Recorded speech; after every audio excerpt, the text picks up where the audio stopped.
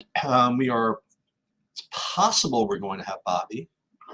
It ranges from, I think he was downgraded to doubtful, may have been upgraded to questionable.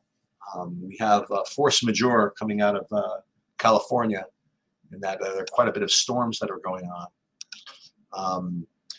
But we are going to press on. We're going to do a couple of things during this early look at the NBA, especially since I'm doing it. I'm going to share my sheets for this this time, because again, without Bobby, it's a very substandard video, I guess. So I figured I would compensate by at least showing you my sheets for today, even for the non-premium members, to show you what we base our early projections on. And we're going to take kind of a top-down look at the slate and then try to go through game by game as well. But I like to kind of do an overall slate view. The other thing, so I'm going to share my screen here. The other thing that we have going on, because I'm in charge today, is we're going to have at about 12:15, we're going to have a special virtual horse racing session. My virtual horse that I run on the blockchain is having his third race, or her third race today, his third race today. And we're going to attempt to at least beat a horse to the wire this time. Our first couple of races, we've come in last every single time. This race, where it's hopefully going to be a little more competitive. Again, step one is to beat anybody, and then step two is to get a win. So that's going to be on this window, where we're going to be racing this on Photo Finish Live. That race goes off in 11 minutes and 23 seconds. You see, we are the 7 horse. We're lucky 7. And we are cookies are yummy. We are getting a 4-pound weight allowance, which certainly helps. So we're going to get to that. I got to remember in about 10 minutes to get to that. I don't know how I'm actually going to remember, but we will. And then what we're going to do is we are going to come back to the NBA, and we're going to build a couple of lineups. We're going to build one using just the sheets. Hand building it, and that's probably what I would use for like big buy and stuff. And then I'm going to go to SaberSim and do kind of an overall build for let's say we're going to build 50 or 150 lineups or something like that. So first things first, I'm going to share my sheets with you, and this is what's usually available only for premium subscribers. Just really quickly, what we're looking at here. Projected fantasy points, column E, projected ownership, column H, and then these two main columns, your point per dollar ranking and your Sheets value score ranking. Sheets value score is something that I've developed that kind of takes into account both points per dollar and just overall fantasy points. And I like to rank them by both of these metrics. And what I like to do is also see, it's almost similar to hockey. I also want to see if there's a particular team that's taking up a lot of the good values, because then we could have a discussion about stacking and things like that. So let's rate these. Now, first of all, let's take a look at the slate. We have 1, 2, 3, 4, 5, 6 games, and it's spread out across the time continuum, starting with a 7 o'clock, a couple of 7:30s, an 8, and then a little bit of a break between the 2 late night hammers, Boston, Sacramento, and Oklahoma City at LAC. I think it's always a good idea to get a sense of how the slate is going to be spread out, because again, in the absence of any other way to separate kind of close plays, you should almost always defer to the later games if possible, because it just provides you a little more flexibility in case you want to change. And flexibility is worth something. I don't know exactly how much, but it's worth more than nothing. So ties should go to the runner, so to speak. Ties go to the hammer. How about that? Maybe I've created a little something. So when I want to figure out what the slate is going to look like, the first thing I want to sort by is by points per dollar, because I want to see what the value is looking like. If it's good value, If it's, say, good cheap value, then it's probably going to be a stars and scrubs type slate. If it's just kind of crappy value, it's probably going to be a middling build type slate. So the first thing I look at is there anybody that's at least projecting over 6x, meaning 6 times salary based on point per dollar. And we are seeing 2 guys right now. We're getting Keita Bates Diop and Sandro Mamukelashvili from San Antonio. And you're also seeing Don Devontae Graham just right behind them. So I would consider this probably a good value type slate right off the bat. So if in fact you are going to, if in fact there are good spend ups, then I think that's probably the way to go, is to use these 2 values in general with the spend ups. And if you're going to use kind of like high price mid range guys, for example, you can use these values to kind of make those lineups work. And we're going to talk about whether we want to include San Antonio in this stack maybe a little later. But again, just to get an overall sense of the slate, I do feel as though if you have these 2 guys projecting this well on a point per dollar basis, it's looking to be kind of a stars and scrubsy type slate. Again, for those of you just joining us, we're going to be going through these sheets, building a couple lineups, and again, we are going to be going back to my virtual horse race, which is now going off 7 minutes and 1 second. We are going to be the 7 horse. It's my 3rd blockchain race of my stables career. All right. Next thing I'd like to do to take a look at the slate is I want to rate these guys 2 different ways.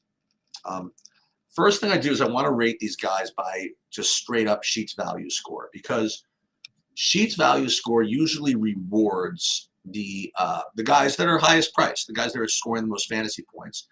And what I first look for is, are there guys that are projecting to be like that great? Like we're saying, okay, there's we have the ability to play stars and scrubs, but are there even stars that we really want to play? And here's kind of like a way to use the Sheets value score metric, kind of like this is kind of like an art form sort of, but you're looking for a score over 200 for a guy to be someone you really want to get to, like a high priced guy. In the absence of that, none of this really looks like much of a priority. So you see like Tatum is like the top overall, first of all, he's the top overall projection on the slate. And he's also the top Sheets value score on the slate, but it's only 175. So it's not as if it's an incredible, priority to get to him. And then the next one, like you see, if you want another high price guy, you get Sabonis. His value score is only 157, and that's really not that great. I mean, you really want, if you want to consider a big spend up a priority, from my experience, you're looking at like 180 and up. Okay. So what's interesting is that even though the value exists to get to these guys, you don't really need to make them a priority. But what you can use that value for is to play around with these kind of upper mid-range guys, right? So the way I like to find the good plays, then forget the good lineups. We'll start with the good plays, then we'll back into the good lineups, is 2 screens. Number one, we're sorted by Sheets value score, and what you're looking for, if you follow this, is the cheaper guys that rate high in Sheets value score. Because remember, if Sheets value score is going to reward the high salary guys, that if you are a lower salary guy and get in here, it's a really, really good play. Now, what's interesting is the first 2 guys that, all 3 of these guys stand out, Ingram, McCollum, and DeJounte Murray. And what's interesting is that it's going to remind me to go back and look at this, because I do see DeJounte Murray has a questionable tag. So he hasn't missed a game, it says, in 3 months, but it's certainly worth monitoring. Now, obviously, if he is out, then like Trey and like other guys are going to become really valuable, and projections will update and things like that. But what we're trying to accomplish is show you guys at least the process of how we'd analyze the slate, like if in fact it started now, okay, which it doesn't, okay, but just in case it did. So again, so the first guy I would look at are these 3 guys, Ingram, McCollum, and Murray. Like these are like 3, like I would think kind of like the best plays, if that means anything. And then you go down the next two that kind of stand out for me at least are Wendell Carter Jr. I mean, he's 6,900 and kind of rated in the top 10 here, which is pretty strong. And then Sandro, who we identified before, is a good point per dollar play also. So he's gonna rate out really, really strongly. The other thing I want to just make note of here is Banchero, only because he's on the same team as Wendell Carter Jr.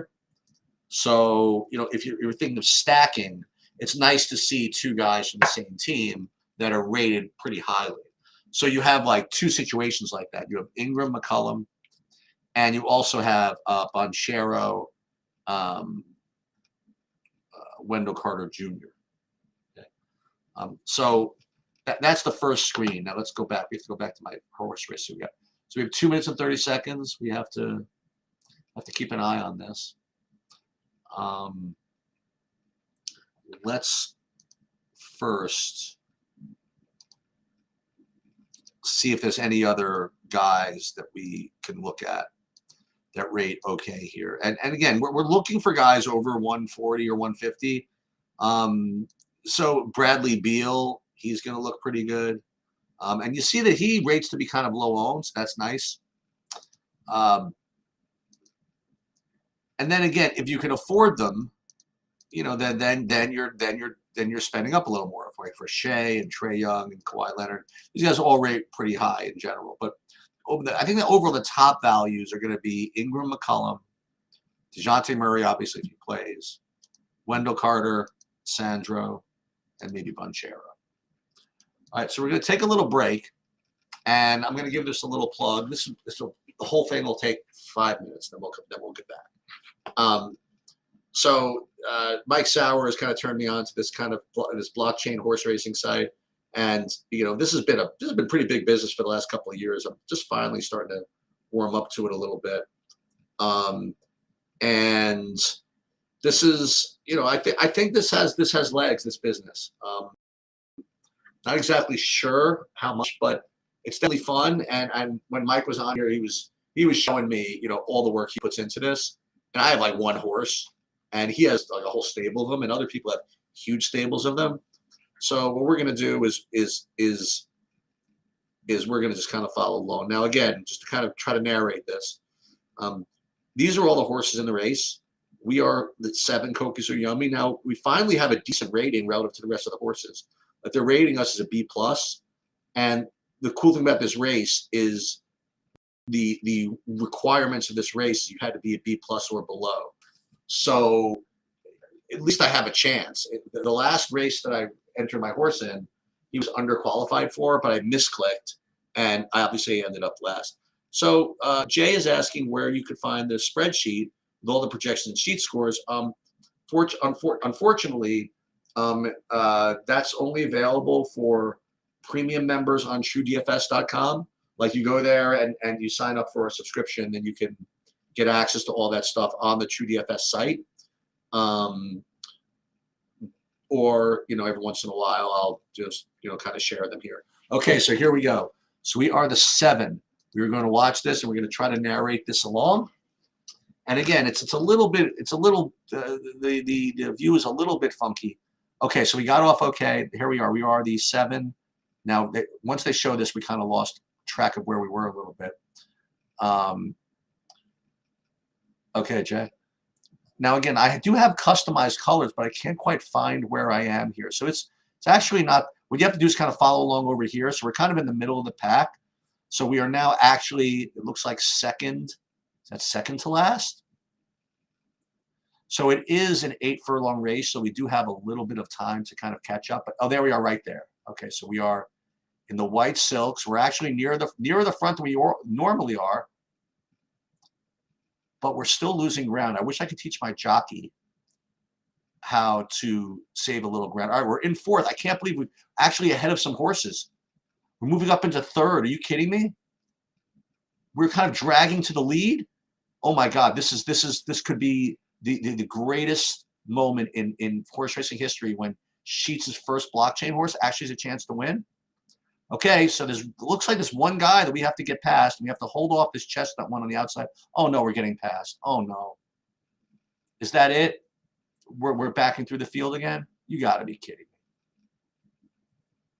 Well, we gave ourselves a little bit of a look, and then we just actually fell back through the field, and I think we're going to get last again. Sigh. No, we're back into fifth. We're kind of fighting. We're right in here. We're going to fight. Get up for second, maybe. Yes, we cashed. Cookies are yummy. Has broken, not as maiden because it didn't win, but we got second. And in the live results, we will take a look at this. Hopefully there's no objection or anything like that. There it is. See my silks up there? So we did get second, and we cast for 1,584 derbies, which is, in crypto, that could be either worth 3 cents or $600,000. I'll leave that to you to figure that out. And look at the favorite coming in ninth. Very, very nice. Okay, we're going to make another video of that to post on their site. All right, nonetheless, sorry about that. So let's go back into the NBA. And the next thing I want to do is, remember, we sorted by sheets value score and try to pick the cheapest guys that were in the top 10. And the next thing I want to do is sort by points per dollar. Remember, just straight up value. And what we're looking for when we screen by sort by points per dollar is the opposite. We're looking at the more expensive guys at the top of these ratings, because points per dollar ratings usually favor the cheaper guys. So if you can have a more expensive guy that kind of cracks the top whatever in points per dollar, that's probably a strong play. So what we're getting here is, once again, Wendell Carter Jr., strong play. Devontae Graham, strong play. Jared Allen, strong play. Jaden Ivey, strong play. Jonas Valanciunas, strong play. And you'll notice that Jonas Valanciunas is also from the New Orleans game. Very interesting. Herb Jones, also from the New Orleans game. Very interesting. James Wiseman. Now, the cool thing about this is you get James Wiseman and Jaden Ivey, and they're from the same team. Killian Hayes looks to be kind of decent, all right? So he's not bad. So you have a nice kind of glut of players that, to choose from.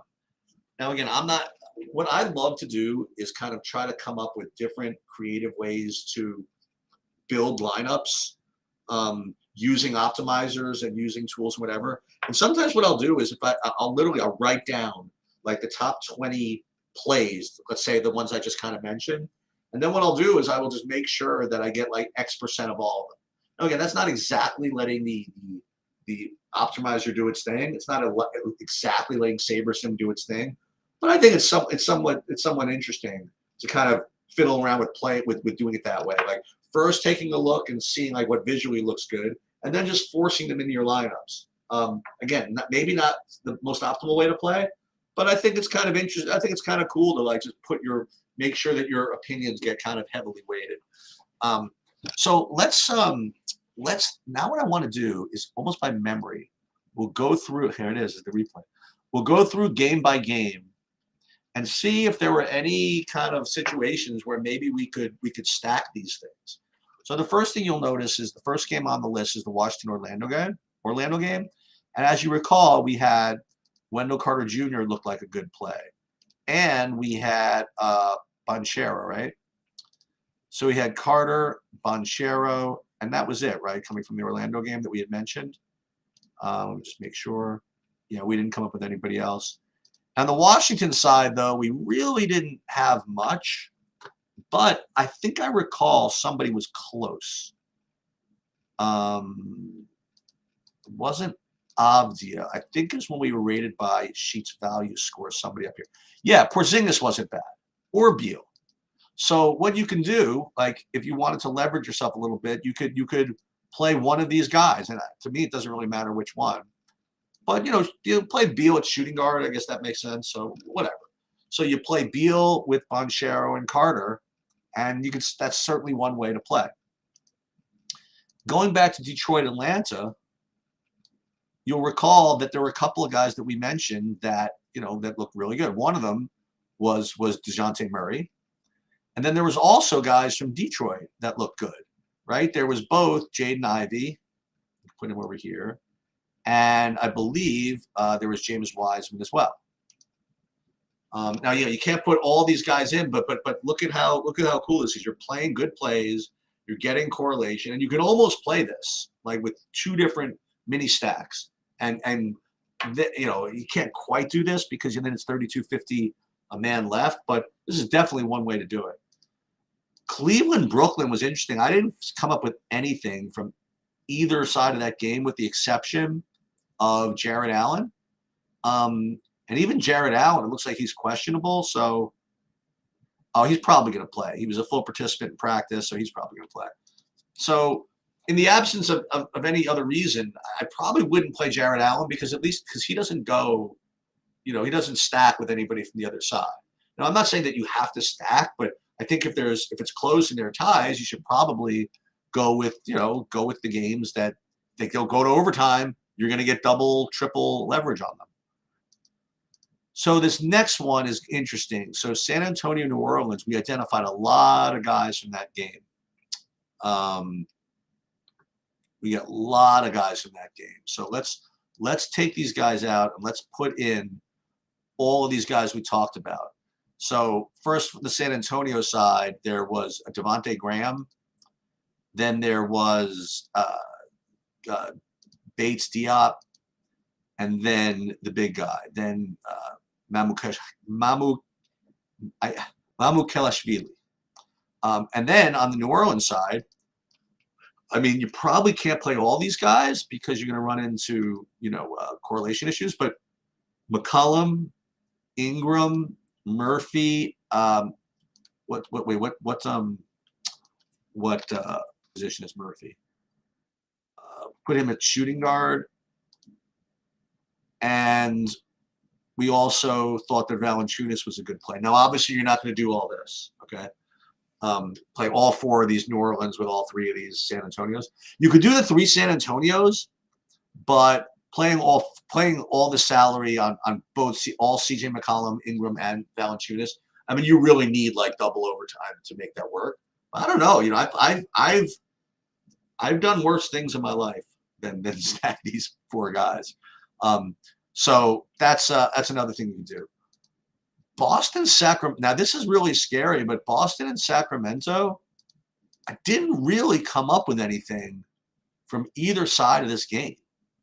And then likewise, in the Clippers OKC, I really didn't come up with anything when we were just identifying plays, right, from either side of that game. And that's really scary, right, because I love playing those late games. I love playing those late night hammers.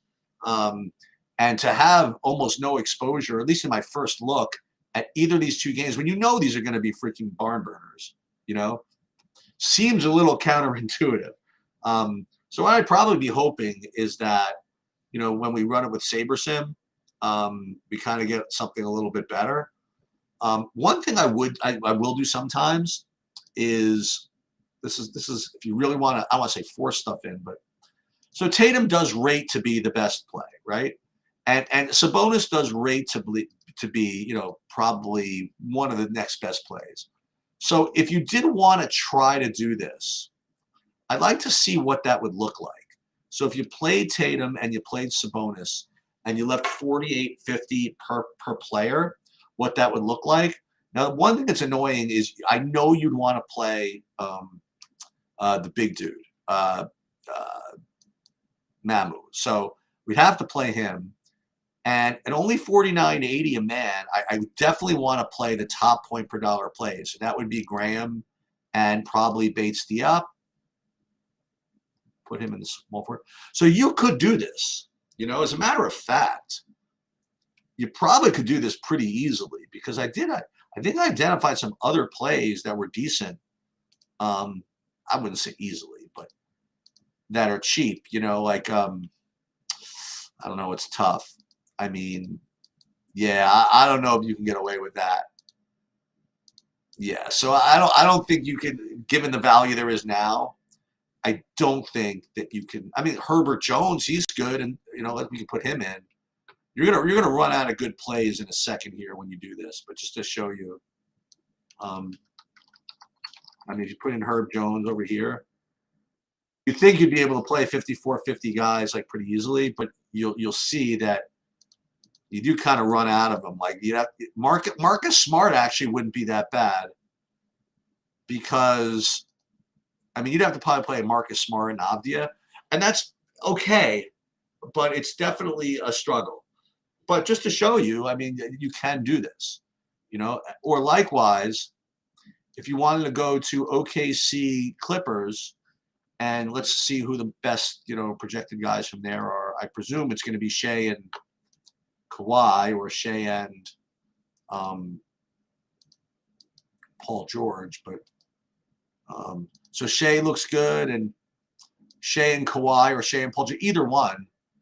I mean, you could do this. So you play Shea in the point guard. You play, I mean, they're the same position. So I don't know, do you want to play Kawhi, or do you want to play? It doesn't matter. We'll play Kawhi. I mean, this actually becomes a little bit easier, as opposed to playing Tatum and Sabonis. Now it's 5,100 a man. But again, this is what I was talking about before. Because you have good value, or at least decent value, then it allows you to do kind of stuff like that. Because now you can just go play Bates Diop. You can play, who did we say before? Graham. Where's the big guy again? Yeah, I mean, you could already see that this is very easy to do. Shooting guard, actually, Bates Diop would be, I have him in here already. So Graham would be, probably put him in. 59-33, I mean, now it's easy. Okay, so that's the cool thing about having this value is that even though you don't have these guys as priorities, you can play them like really, really easily. So what I would do is kind of exactly that. Like I would play Tatum with Sabonis. I would play Shea with Kawhi. And I guess that's pretty much what I would do, So let me go into SaberSim and see what kind of builds I would get from SaberSim right now. I'm trying to think. I imagine I would get 100% Sandro and probably a decent amount of the other two. But let's just take a look. So what we're doing is we're uploading my own projections to SaberSim, and you can do this to all the different optimizers. Keldon Johnson is out. I guess that's why these guys are looking good. Let's just build 150, just to actual 50. What we're going to do is we're going to change it to the SaberSim 150 max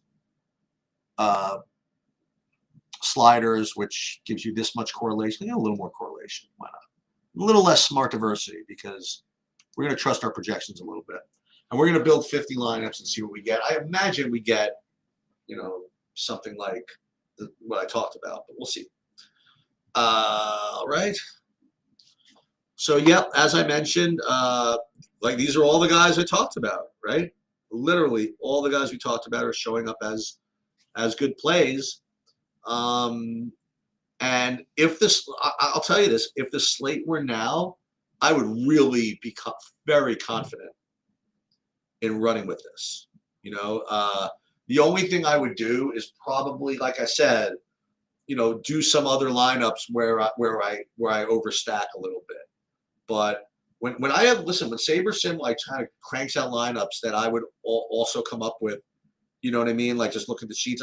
That's usually an indication that it's kind of a strong approach. The one thing I will notice, by the way, is that Franz Wagner is showing up in a decent amount of lineups over here, further contributing to the stack of that Orlando game. But the other thing that you'll notice is that, again, like you get very little exposure out of these late games, which is, I have to say, it's pretty scary. you know, because you just feel as though you have a score, but then you just know everybody's going to swamp you, and you're giving up all that flexibility to make changes. But on the other hand, it's kind of cool to have to be winning money earlier in the night. But anyway, I guess that's pretty much all I had. I didn't even run anything for FanDuel yet. We'll be doing that a little bit later. I didn't know if Bobby was going to be here. And I guess that's pretty much all I have if there's no questions. So at about, I think Bobby's going to try to go live at 6. I don't think I'm going to make it. I'm definitely not going to make it by 6. If anything, I'll bet we'll get there kind of right at 6:30. And that's where you can get like all the updated projections, the updated builds, and all that stuff. But yeah, if there's no other questions, I guess I'm gonna get out of here. Good luck, everybody.